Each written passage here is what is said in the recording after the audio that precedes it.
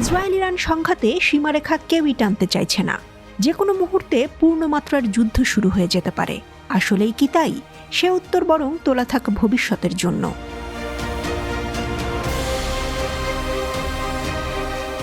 যদি আরও হামলা পাল্টা হামলা চলতে থাকে বা যুদ্ধই শুরু হয়ে যায়, তাহলে ইসরায়েল ইরান আক্রমণে কোন ক্ষেপণাস্ত্র ব্যবহার করতে পারে এবং ইরান কি তখন নিজেকে রক্ষা করতে পারবে?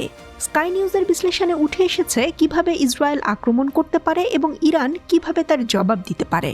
শুরুতেই আসা যাক ইসরায়েল হামলায় কি ব্যবহার করবে।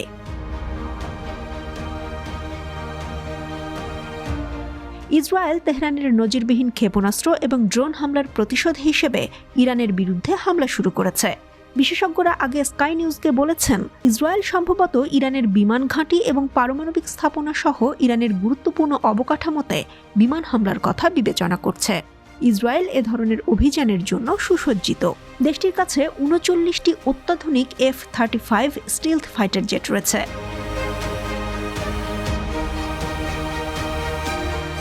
ইরান কি প্রস্তুত? ইরানের প্রেসিডেন্ট ইব্রাহিম রাইসি জানিয়েছেন, তেহরান ইসরায়েলের হামলা ঠেকাতে শতভাগ প্রস্তুত। ইসরায়েলের ক্ষেপণাস্ত্র। The international institute for strategic studies IISS এর অনুমান, ইসরায়েলের প্রায় ২৪টি পারমাণবিক সক্ষমতা সম্পন্ন জেরিকো ক্ষেপণাস্ত্র রয়েছে। তেল আবিবের কাছে সাবমেরিন থেকে চালিত ক্রুজ ক্ষেপণাস্ত্র এবং ব্যালিস্টিক ক্ষেপণাস্ত্র রয়েছে।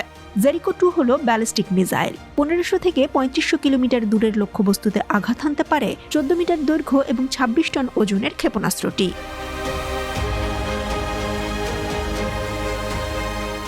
ইরানের আক্রমণ ক্ষমতার কতটা উন্নতি হল? বিশেষজ্ঞদের মতে, ইরানের ক্ষেপণাস্ত্র খোররাম শহরে একটি বড় ওয়ারহেড রয়েছে যার ওজন ২০০০ কেজি। তাই এটি আটকানো ইসরায়েলের জন্য বেশ কঠিন হবে। তবে স্কাই নিউজের বিশ্লেষণে বলা হয়েছে, এই অস্ত্রগুলো বাস্তবে ব্যবহার না হওয়া পর্যন্ত ইসরায়েলের আকাশ প্রতিরক্ষার বিরুদ্ধে এগুলো কিভাবে কাজে দেবে তা জানা অসম্ভব।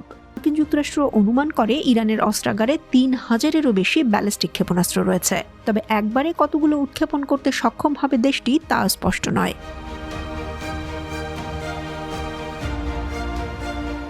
ইরানের ট্রাম্প কার্ড কি হিজবুল্লাহ? স্কাই নিউজ জানিয়েছে, ইরান যদি ইসরায়েলের আকাশ প্রতিরক্ষাকে পরাস্ত করতে চায়, তবে তারা লেবাননের হিজবুল্লাহর উপর নির্ভর করতে পারে। কারণ লেবানন ইসরায়েলের তেল আবিব থেকে মাত্র ১১৫ কিলোমিটার দূরে, যেখানে ইরান থেকে ছোঁড়া ক্ষেপণাস্ত্রগুলোকে ইসরায়েলের বাণিজ্যিক কেন্দ্রে পৌঁছানোর জন্য ১০০০ কিলোমিটারেরও বেশি যেতে হবে।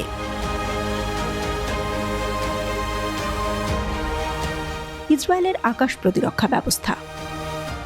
ইরান যদি তার সর্বাধুনিক এবং সবচেয়ে শক্তিশালী ক্ষেপণাস্ত্র দিয়ে অভিযান পরিচালনা করে, তবে ইসরায়েল কি ক্ষেপণাস্ত্রগুলোকে ঠেকাতে পারবে? ইসরায়েলের আকাশ প্রতিরক্ষা ব্যবস্থার মিসাইলগুলো কতটুকু বিধ্বংসী? আয়রন ডোম। এই আকাশ প্রতিরক্ষা ব্যবস্থায় ব্যবহৃত মিসাইলের গতি ঘন্টায় ২৭১৬ কিলোমিটার, পাল্লা ৭০ কিলোমিটার।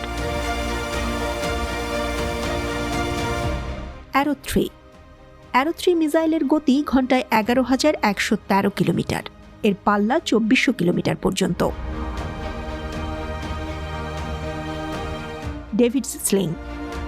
এই আকাশ প্রতিরক্ষা ব্যবস্থায় ব্যবহৃত মিসাইলের গতি ঘন্টায় ৯,২৬১ কিলোমিটার, পাল্লা ৩০০ কিলোমিটার পর্যন্ত।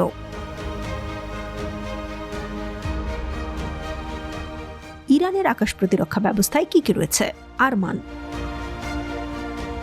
আরমান ক্ষেপণাস্ত্র ব্যবস্থা ১৮০ কিলোমিটার দূরের লক্ষ্যবস্তু চিহ্নিত করতে পারে এবং ১২০ কিলোমিটার দূরের তাদের লক্ষ্যবস্তুকে ধ্বংস করতে পারে।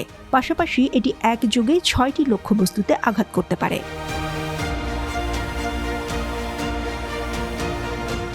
আজরাক্স।